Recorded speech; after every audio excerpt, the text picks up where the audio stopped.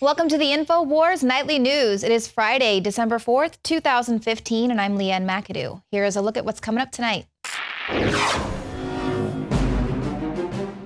Tonight, the landlord to Farouk's residence opened the door and was rushed by a camera-toting group.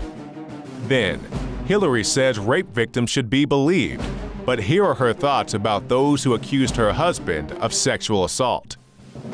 Well, I would say that everybody should be believed at first until they are disbelieved based on evidence.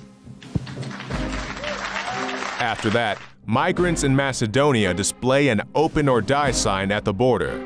And the administration that gave arms to cartels and Al-Qaeda demands more gun control. That's next. From my cold dead hand, you sons of you got that? You're not getting our firearms. Do you understand? This far and no further with your damn dictatorship. I'm sick of it. I think we will eventually get some indication on what that dispute was about. This was a holiday party. Maybe it was called a Christmas party. I mean, there's so many potential triggers here. It's really unclear. That's right. There's all sorts of triggers here in the United States for people who practice an extremist ideology. That's the issue with inviting a lot of people into your country who do not wish to assimilate to your customs there, as if a Christmas party, being offended by a Christmas party could be some sort of a justification for this massacre that took place. Now, he wasn't the only one to allude to these triggers that sort of set this guy off. There was also a criminologist, Casey Jordan, who was speaking with CNN's Don Lemon. She also alluded to the fact that he could have been offended by a Christmas party. And she really went on to suggest that his motive may have also been a personal grudge and that his actions were deliberately planned so it would make it look like it was a terrorist attack, but that it wasn't. Really, his motivations were more of a personal grudge. And, you know, of course, she doesn't really justify how the guy had 6,000 rounds of ammo in his house. And, of course, his bomb-making factory sitting there on standby, according to authorities. You know, calling it a grudge is a bit of a stretch. And also here, that's the issue with, you know, not wanting to offend people, as we have reported yesterday about neighbors who failed to report suspicious activity because they didn't want to appear racist. Okay, so you see something, say something, as long as you know you might not be called a racist for doing so. Now, we know that there must have been some degree of planning because the San Bernardino killers erased their digital presence a day before the attacks. According to law enforcement, they deleted email accounts, they disposed of hard drives, and they smashed their cell phones. In addition to that, the San Bernardino, the wife pledged allegiance to ISIS on Facebook. They say that they think it actually occurred while the massacre was happening. The female shooter, Tashfeen Malik, posted a pledge of allegiance to the ISIS leader on her Facebook account. Now, this was actually an account with a different name, and they didn't really go into how they knew that she had made this post. And Facebook actually sent out a message as well saying that she had made another pledge to ISIS on a post that had been deleted beforehand. So there you go. Not a personal grudge there. They are calling this now, treating it like a terror attack. But you know what? It's Christmas that's so offensive. And this is sort of the war on Christmas. We've been seeing it. You know, it ties right into this. Now, universities have also deemed Secret Santa, mistletoe, and the colors red and green to be offensive. So, you know, just like we saw in California, they canceled the Christmas tree lighting ceremony there in San Bernardino. They're also now saying that don't even have red and green in your, you know, holiday celebrations. Make sure it's not a Christmas party in disguise because it could be seen as politically incorrect. And in fact, you're not even allowed to say politically incorrect now. That too is seen as a microaggression. This is according to the University of Wisconsin-Milwaukee. They say using it as a pejorative term, politically incorrect, is a microaggression. So there you go. I mean, there could be you could trigger jihadist attacks all over the country just for saying politically incorrect or Christmas or something. So Orwell would be so proud. Now, let's take a look at the extreme lunacy of the state of journalism here in this country today. This is what happened earlier today. Journalists stormed the San Bernardino shooter's apartment after the landlord pried open the door. He said that he was going to let them in, but then they just rushed the apartment. These were news outlets including MSNBC, BBC, CBS News, and CNN. They were broadcasting live scenes from reporters just rummaging through the house. They were posting people's social security cards. There were driver's licenses. There were private photographs from people that they have no relation to this terrorist attack. In one such instance, there was the name, address, and physical description of a person, sensitive information. There were legal documents belonging to someone who wasn't even a suspect in this attack. And so, of course, there's going to be some privacy complaints issued here. Of course, we could have family members now being harassed. So this is quite dangerous. And Kurt Nimmo points out that this is a really bizarre tour of a crime scene. Just days earlier, the FBI declared that this was an active crime scene. And so now the FBI is allowing journalists and apparently even some random neighbors to just rummage through this active crime scene. So that is really quite odd. And basically, you can congratulate Farouk's family now for a slam dunk lawsuit against the media. Of course, there's going to be all sorts of issues, tampering with evidence, possibility, inadmissibility in court, things like that. But also, there could potentially be some violent harassment coming the way of people who saw that woman's driver's license. It was apparently the shooter's mother. It had her home address and description and everything right there on the live broadcast. So way to go, MSNBC. And we have Obama's attorney general saying she's going to go ahead and prosecute any actions that lead to violence. So she might want to aim that toward MSNBC, who broadcasted that lady's driver's license there on the news. This is Loretta Lynch. She says violent language directed at Muslims is unacceptable, and she will make sure that they're prosecuted. So she didn't really clarify what actions predicated on violent talk, and didn't draw a line between constitutionally protected free speech and violence. So here we are seeing she was speaking in front of a Muslim group there and basically pushing the fact that they're going to use this social justice agenda at the expense of the Constitution. So once again, this is the United States. We go by the constitutional law, not Sharia law. So of course, this is also underscoring this collectivist idea that the government somehow has the authority to protect the rights of a group rather than the rights of the individual. And even though we saw the total failure of gun control laws there in California, which of course has some of the strictest gun laws in the country, total failure, Obama is going to double down on gun control because it doesn't work, even though the White House has admitted that such a law will have done nothing to prevent this week's San Bernardino shooting. So this is sort of the liberal logic. Just if it's broke, just keep on doing the same thing. I think that they also say that that's a sign of insanity. And then, of course, Hillary Clinton tweets this out, too, basically trying Republican senators saying that they're responsible for these terrorist attacks. If you are too dangerous to fly in America, you're too dangerous to buy a gun in America. Now, let's point out the fact that tens of thousands of people are incorrectly on the no-fly list, and they are basically guilty until proven innocent. And so now I guess we're putting the TSA in charge of doling out our rights. So that's quite bizarre. And, also let's not forget the fact that there are about, 75 TSA agents themselves who are on the no-fly list. So, yeah, that makes a lot of sense there. So doubling down on the gun grabbing, and also doubling down on the open borders, and don't be racist, bring in all these Syrian refugees because maybe they may be terrorists, they might not be. Meanwhile, you see some Muslim migrants displaying "Open or Die." They are holding up a banner at the Macedonian border saying, "Open the borders or die," and they're attacking police. So this is the type of thing that we are supposed to just be welcoming here in the country with open arms. Attorney General Loretta Lynch said Thursday at the Muslim Advocates' 10th anniversary dinner she will take aggressive action against the incredibly disturbing rise of anti-Muslim rhetoric.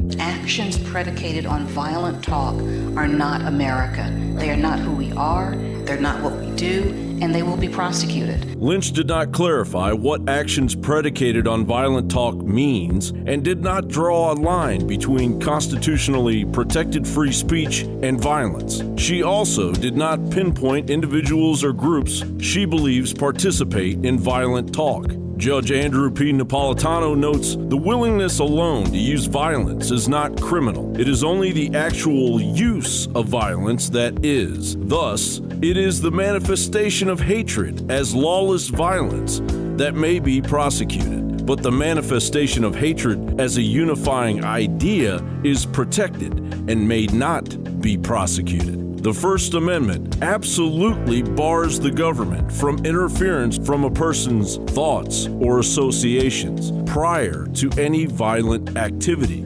Lynch's recent grandstanding before a Muslim group reveals the Justice Department and the Obama administration are promoting the so-called social justice agenda at the expense of the Constitution and the First Amendment. It also underscores the collectivist idea that government has the authority, enforced by its monopoly of coercion and violence, to protect the rights of preferred groups at the expense of the rights of the individual.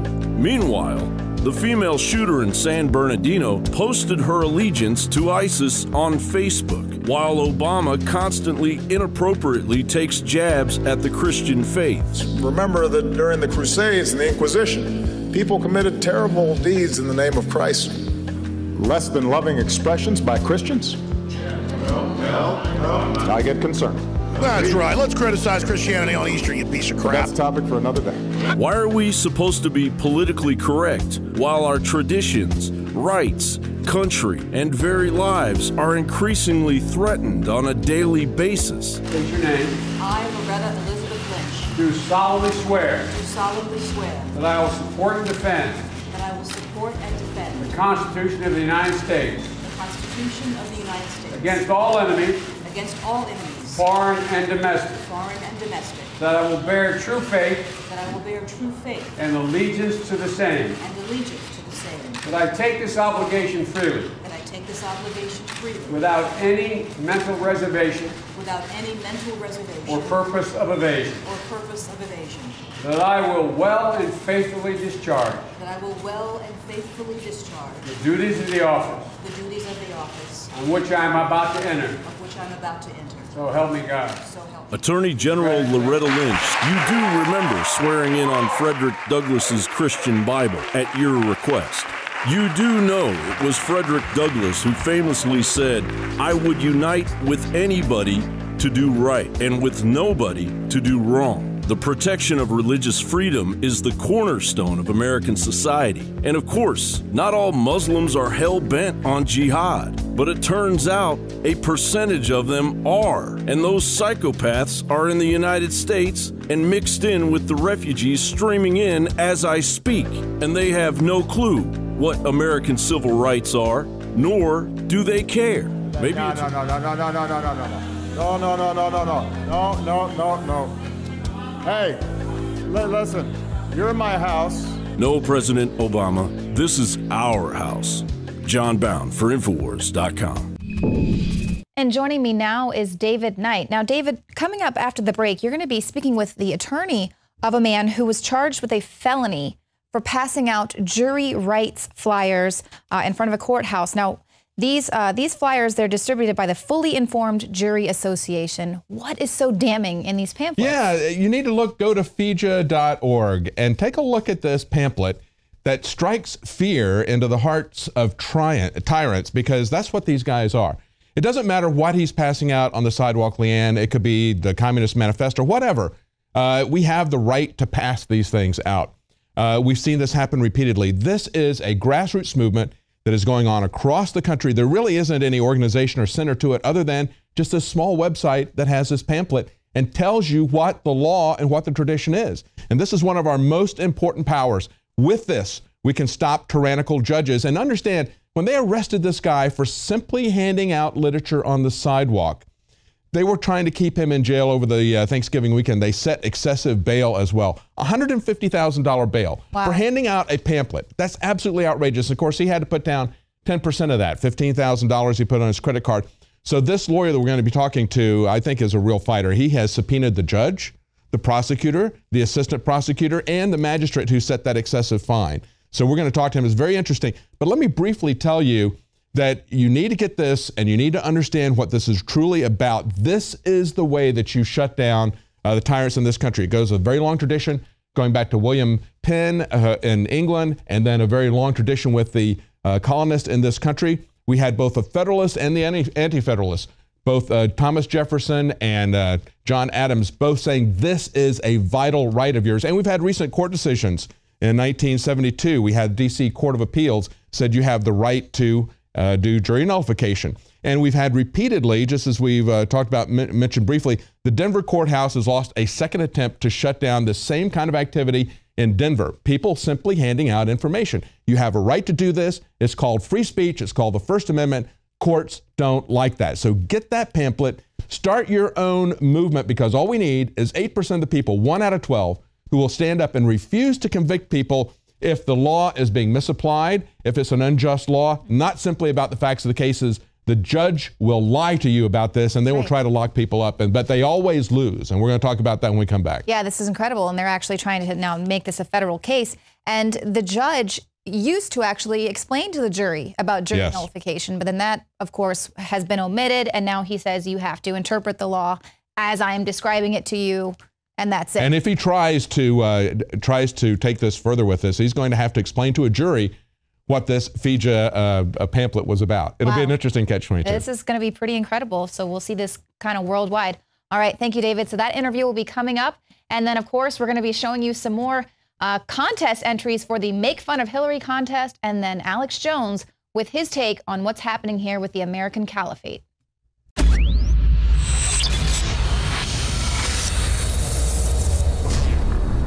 Welcome back. We're going to talk to the lawyer of the man arrested in Michigan for passing out literature in front of a courthouse. So you would think that might be First Amendment, but it got the ire of the judge because it was about jury nullification. Joining us now is Dave Coleman, the attorney of the accused, Keith Wood. He is with the Coleman Legal Group in Lansing, Michigan. Thank you so much for joining us, Mr. Coleman. My pleasure. Glad to be here. Tell us a little bit about your first reaction when you heard about this case. Well, it's quite surprising. It's you know, as an attorney, you hear lots of clients and lots of different things that are happening, and you're always wondering if you're getting the whole story. And the more we heard and the more the facts came out, it was just astounding to us what happened to this gentleman. Tell us the facts of the case as you know them. Well, there was a trial, or I think a few trials that were scheduled to start last a week or so ago in Mecosta County, and our client had been reading literature and things online and got a hold of a flyer that talks about the rights of jurors and the rights to vote their conscience during trials. And he decided that, well, I'm going to go and hand this out in front of the courthouse and just try to educate people and let them know what their rights are as jurors. And, of course, he was just handing it out to anybody who was willing to take it. He didn't know if it was a juror or if it was just somebody working at the courthouse. He didn't know who it was. He was just handing out the information. So that's what he was there doing. And apparently a number of jurors did pick up the brochure as they were coming in and were sitting in the jury pool in the courtroom reading the brochure. And the judge asked about the brochure and didn't like what he saw in there. And so one thing led to another. There were a number of requests from a detective and a deputy sheriff. They were asking him to come into the courthouse to speak to the judge. He declined to do that, asked them if he was doing anything wrong, and they said no. And he said, well, I'd just like to stay here and hand out my flyers. And finally, the last time the deputy came out, he said to our client, well, if you don't come in to speak to the judge, we're going to call the city police and have you arrested. He never said what for or anything else, but just threatened him with arrest. So at that point, our client obviously didn't want to get arrested, so he agreed. He went into the courthouse and into the hallway of the courthouse. And it was at that point he actually was questioned by the prosecutor, and the judge was there, and the judge ordered the deputy sheriff to arrest him for jury tampering, and the judge never spoke to our client or had any interaction with him, and he was arrested.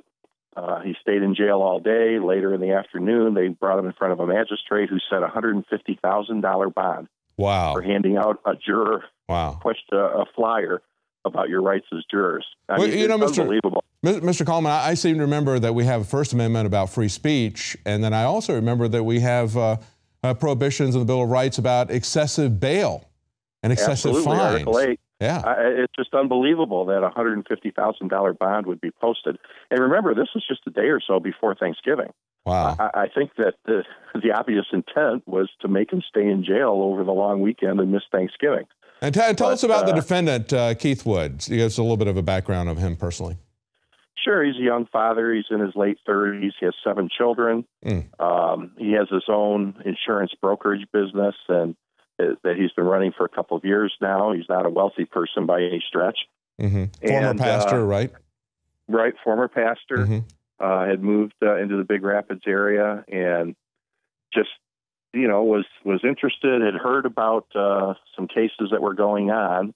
And there was a farmer, an Amish farmer up in Mecosta County who was being prosecuted for violating wetlands laws and I guess filling in an area of his property so he could grow crops, and then was being prosecuted for doing that. And so there were a number of people upset about that all through the community. And so that's what kind of got him interested in it. And he started it offends his basic sense of justice as a former pastor, as a father. He doesn't want to see this kind of stuff going on. But of course, there was nothing about that particular case in this pamphlet. I've got the pamphlet right here. We printed it out. It's a feature pamphlet. It's been around for years. And one of the first things that I did when I came to work here for INFOWARS, it was part of a contest. And the person I talked to was an activist, longtime activist, retired college professor, Julian Heiklin. And he was going around the country handing out pamphlets, and he's getting arrested all over the country, not just in New York and other places. One of the interesting things about it was that they usually would drop the charges. He was very concerned that he would get injured when they came to arrest him.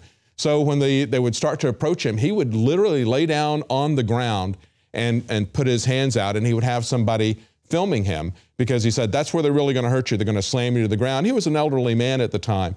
And so he was going around all over the country doing this, but he would stand up for his First Amendment rights. You know, it doesn't matter if this was a pamphlet on Marxism. He has a right to hand that out, and it's a generalized pamphlet. There's nothing specific about any particular case. The same thing that Dr. Heiklin was doing everywhere he went. Right, exactly. And people need to understand this isn't really an issue about jury nullification. This is an issue of free speech. Yes, exactly. And he was standing on the public sidewalk. It's a public forum, and he has the right to give out general information or his opinion, right or wrong. I mean, people can disagree on whether the information in the pamphlet's correct or not. Yes. So what? It's free speech. He has the right to express his opinion. But that's the crux of the issue, isn't it? That the judge doesn't want people to actually use and express their opinion. He doesn't want jurors to be informed. He doesn't want them to be informed with this, and that's what he really hates. So the interesting thing is what happens next. You've got a preliminary hearing on Tuesday. Tell us what may happen at that point.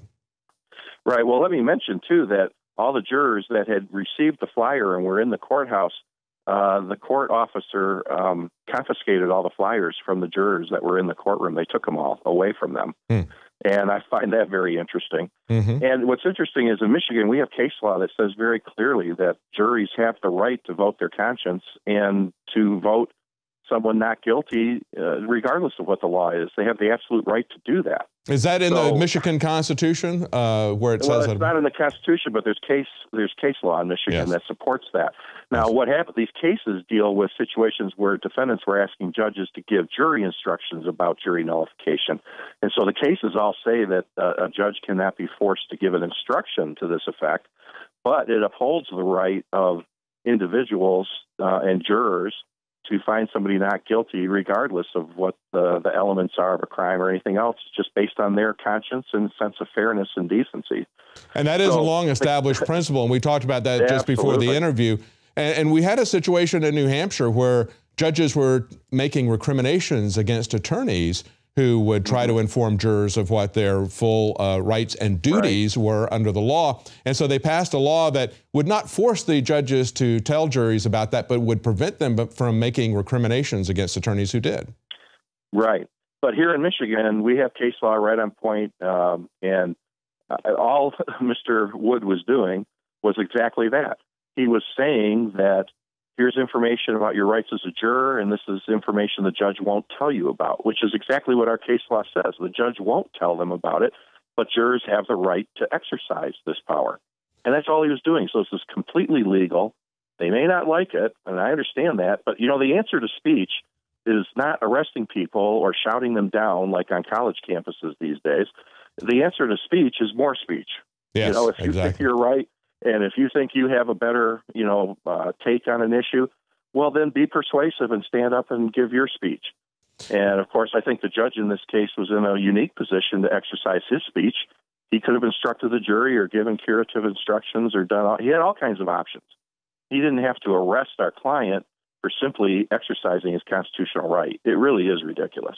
It's going to be interesting to see what happens, because if they decide to go ahead with this case, they're going to be caught in the uncomfortable catch-22 position of having to have a jury trial where they're going to have to explain to people what this is all about, jury nullification. Right, exactly. Now, you mentioned the hearing on Tuesday. It's actually been moved to Thursday morning. Okay. And at this point now, another issue has come up because we received the police reports late yesterday. And in the police reports, it came out that when our client was brought into the courthouse and then arrested in the hallway, the prosecutor of the county was also there. And he questioned our client prior to him being arrested. Now, we don't have much time, but I understand you subpoenaed the judge. Yeah, we actually subpoenaed the judge, the magistrate who set this ridiculous bond, and the prosecutor and the assistant prosecutor, who police reports indicate they were involved in this whole process before the arrest. So we've subpoenaed all of them to come as witnesses at the hearing next week. So that should be interesting also. That should be very interesting. Thank you so much. We're going to be back in touch with you. Thank you so much, Mr. Kalman, and thank you for what you're doing to keep free speech and the Bill of Rights alive in your area of the country. Thank you. Well, someone finally did it. Someone finally called out Hillary Clinton on her hypocrisy. A woman actually said, hey, you know, you keep saying that rape accusers should be believed. What about your husbands? Say that all rape victims should be believed. But would you say that about Johnita Broderick, Kathleen Wiley, and or Paula Jones? Should we believe them as well? Well, I would say that everybody should be believed at first until they are disbelieved based on evidence.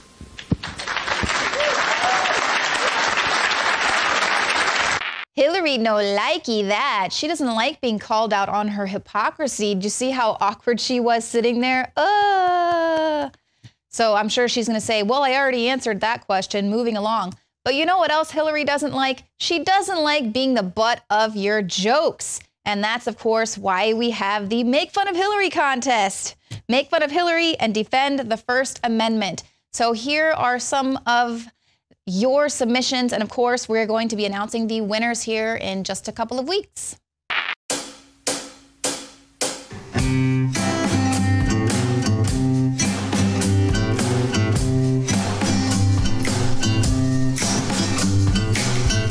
Hello, Hillary.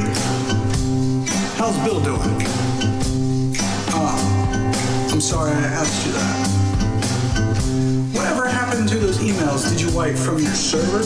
What, like with a cloth or something? No, not really. But we can figure this one out. We all cringe when we see you smile. It's kinda creepy when you stare for a while. I know you freak when you leave Bill at home. Sometimes you just gotta leave it on the phone. And I thank you for being unelected. By his own admission, while people who risk their lives, we have a right to put a photo in that motion. We want.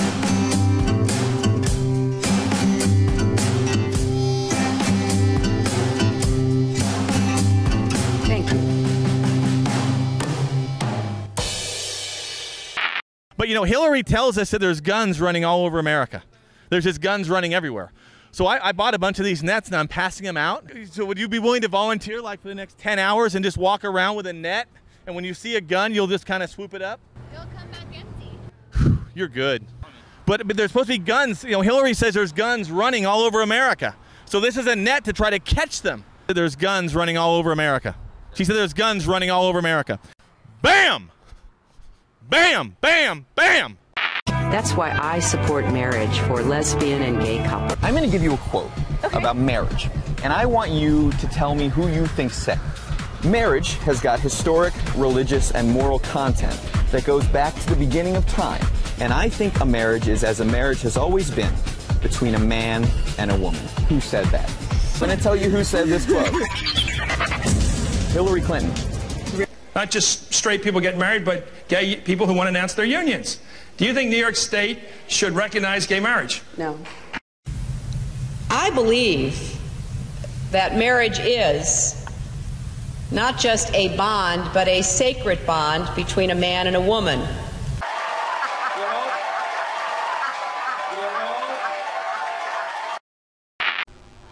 Free speech? How dare you think you can have free speech? I'm the only one who can have free speech. Don't you take the piss out of me, you goddamn nincompoops. I stand for what is holy. I am the goddamn goddess. How dare you? Can you see what it's done to me over these years? I am the only one. I am the one that you should listen to, should vote for. I am the only one who can have free speech.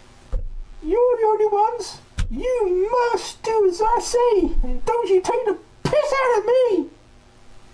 And don't you listen to them nincompoops at INFOWARS, because they are just goddamn brainless. INFOWARS, you hear me? INFOWARS, how dare you? How dare you be right? How dare you? You're just bad. You're bad and you're going to concentration camps. I mean, you'll be disappointed. No, we'll correct you. We will correct you, because we are right. I'm right. Hillary Clinton is right. I am right. No free speech for any of you. You listen to me. Infowars.com. Ich troll nicht, und wenn das Herz auch bricht, ewig verlorenes Lieb, ewig verlorenes Lieb, ich groll nicht, ich groll.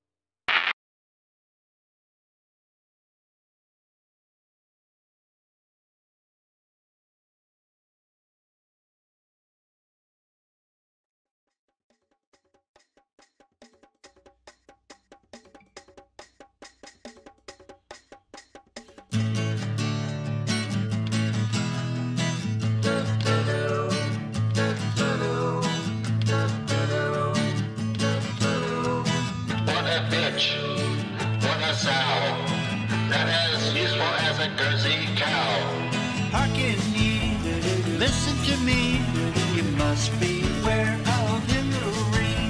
Super mega bitches ain't nothing to drag. Why? Here we see Hillary, ending up sent in the devil. Super mega bitch means a good punch in the face. What a disgrace. Some of you may not agree with the premise of this song. The body Billy still defends her, but he's got a lonely dome. Still, or Babylon, queen of the sea, the death of more Americans lay at her feet. Super mega bitch says what difference does it make? Claim to be a brave.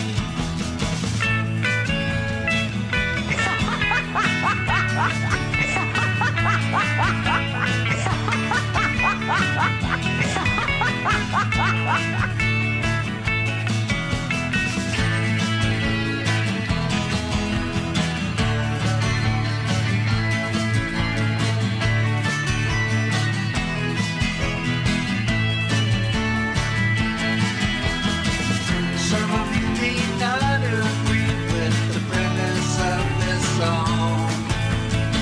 The story has left a trail of bodies, there'll be more people to know. Well, I'm not sure of this, I heard it said, the girl puts the queen of the evil and dead. Super mega bitch got there every night alone. Oh, what a hole. Look at this face, part of this race. The email server was completely erased. Super mega bitch, you really got to go. You got to go. Spend it up for Hillary Clinton, don't you know? You got to go.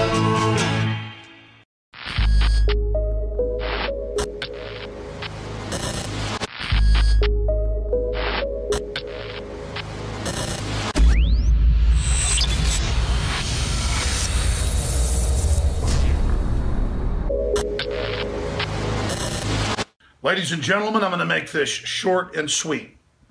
The news articles, the video clips are all on INFOWARS.com, backing up the information I'm about to lay out. 4 million refugees in the last 2 years, mainly out of Syria, who were an invading Sunni force, who the Russians and others have defeated, are being allowed north up through Turkey to come into Europe. A large portion of them are former ISIS, Al-Qaeda, and al-Nusra fighters. They are also being flown by aid organizations into the United States by the tens of thousands as well, and they want to bring in hundreds of thousands. Most Muslims are not terrorists. They're not connected to groups, but these are Sunni Wahhabists on record attacking all over Europe, threatening to attack Macedonia, attacking trains, attacking French theaters, attacking recruiting centers here. And so I keep racking my brain. Why would Obama and Hollande and Merkel and all of them keep bringing these people in at record levels, despite the fact that it's so incredibly unpopular and their own countries are about to throw them out of office? This is causing a rebellion across the board, even in the left. Why is this happening? Because there's an alliance with the totalitarian left and radical Sunni-based, Saudi Arabian-based, Al-Qaeda affiliated groups like ISIS and al-Nusra. And that's why when you have the Fort Hood attacks, and that's why when you have, with 14 dead, and this new attack in San Bernardino with 14 dead, and 130-something dead in France, and all the rest of it, they try to say it's not Islamic terror. And our media is so controlled, it took them 2 days to admit it was Islamic terror, when we knew, and Michael Savage knew within 2 hours their names, who they were, their connections to Facebook, and pledging allegiance to ISIS. So I'm shooting this Facebook mentions and a YouTube on Friday afternoon. I'll be shooting reports all weekend breaking this down, but it all hit me. I sat around wargaming it with some of the smarter minds. Everybody's really smart around here, but we really wargamed it. And they're bringing in a large shadow army of people they don't command, but people they know in their psychological breakdowns, in their assessments, in their algorithms, in their actuaries, in their wargaming will end up attacking. And they've already been a bunch of attacks. They've got to cover up the early ones while the groups get in place. And then they can have the religious leaders in Saudi Arabia and others call for the attacks at the time they want, and it will begin. And then when all hell breaks loose, the pattern is, like in France and Germany, ban people's free speech that are against open borders, ban the nationalist speech, let the leftists march, declare civil emergency, martial law, which they've now done in France and basically Germany, and then just bring in even more numbers and let them attack, and then say you culturally have to give up all of your true Western liberal values of open society for the new authoritarian liberalism, where you can't have free speech because it offends the Muslims. And then they can have the radical Muslims bully all the other Muslims. This is just bullying totalitarianism, and it's clearly happening because normally it would be political suicide for presidents and prime ministers and chancellors to bring in millions of people who a large percentage of are radical and came from countries they just invaded and killed 300,000 people like Syria. But they know they're bringing the Arab Spring here because Al Gore said 3 years ago, he said, we need an Arab Spring in America, basically with socialists. So they're going to use this to kick off the civil unrest. The Black Lives Matter, Soros, same group funding Arab Spring, same group funding Ukraine. And then out of the crisis, they'll bring in the civil emergency to ban everybody's freedoms. But they don't want people to know there's this ISIS / al-Nusra / al-Qaeda sleeper cell wave coming in until it's built up to its mass force. That's, again, a Pentagon military, it's not really even a Pentagon term. It goes back to German field marshals and others, even before von Bismarck. They want to build up their mass first and their command and control. And, man, I'm telling you, tens of thousands, hundreds of thousands in the U.S., millions in Europe, large percentages military-age men who we know fought. The government's letting them in with fake passports or no passports. Airplanes are landing, CBS News, with 140-something people with no passports, and the feds just say, we don't know who you are. You're free to walk through. Citizens are torn apart, interrogated, bags searched. If I had a fake passport, I'd serve 10 years in prison, and so would you. It's a serious felony. I mean, this is something big, folks. This is worse than I thought. This is the false flag to let them in, have the terror attacks take place, and then take all our freedoms. Comment below. Let me know what you think. Let's brainstorm this. But bottom line, our elite have gone totally insane. They have a suicide wish for the West, or they're going to manage all this and think they've suspended common sense and logic that, hey, our government brings them in. They're to blame when they attack. Don't take my rights. Don't take my guns. But they've suspended logic, and they're saying, oh, we're going to take your guns, even if this guy bought guns legally and did a background check. It's your fault, gun owners. It's your fault. They're going ahead against us. It's really happening. And it's so bizarre how much these elitists, these Ford Foundation people, hate America and hate Europe and hate true Renaissance and true freedom for women. Where are the feminist groups? Where are the liberals? Where are the conservatives? The ones that wanted to get rid of our rights to be safe. We're not safe getting rid of our rights. Donald Trump's wrong on that when he says more surveillance will keep us safe.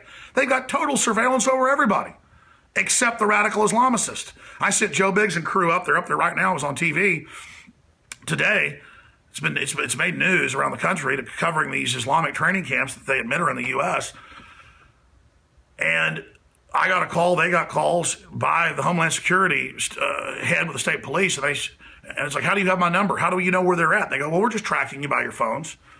How do you know who my crew are? Well, we just check the records. But you don't know who the Islamicists are coming in, and you don't know when they're on Facebook pledging allegiance to ISIS to kill everybody.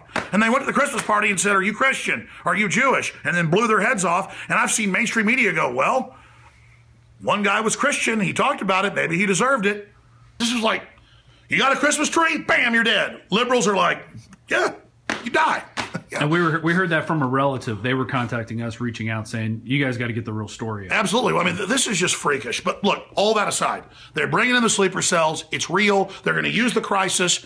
See, if fire ants climb up your leg, one or two might get out of whack and sting you first. That's how you know they're coming up your leg. But if they're well ordered, they wait till 100 or so get on you, all up your legs.